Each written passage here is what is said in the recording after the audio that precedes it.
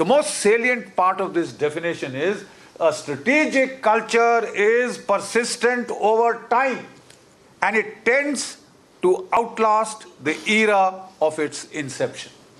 That is critical.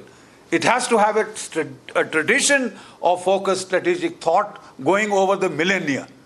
It's not short-term affair. Next.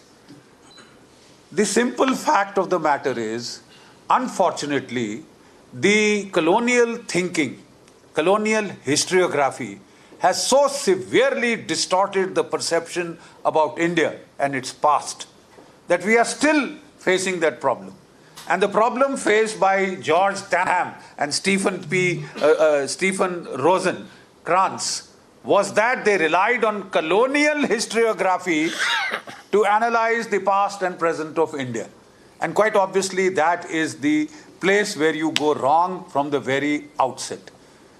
You know, colonial historiography was rather focused on the immediate past of the ahimsa, non-violence-based struggle, so-called, for India's freedom. I'm afraid some historians, Indian historians, beg to differ. 26,000 men of the Indian National Army laid down their lives to make India free. And to call such a struggle, sir, is an insult to those martyrs and their families. Right? But that has clouded thinking about India as a Pacific country, neo-Buddhistic in its approach, ahimsa, spinning the wheel, etc. I'm afraid the truth is otherwise. The Vedas mention war, and I'll tell you how. And major wars, please.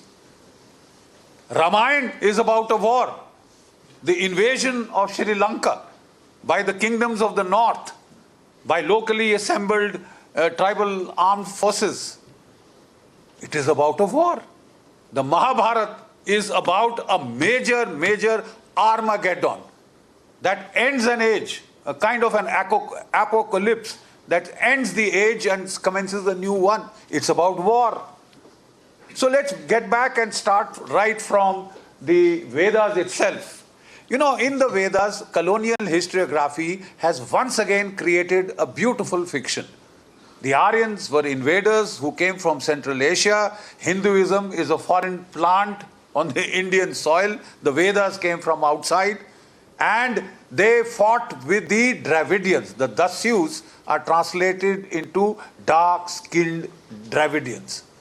And how the whites pushed out the blacks, so-called, all the way down south from the Vindhyas, across the Vindhyas, into the triangle of the Dravid land, which is the junction of three seas.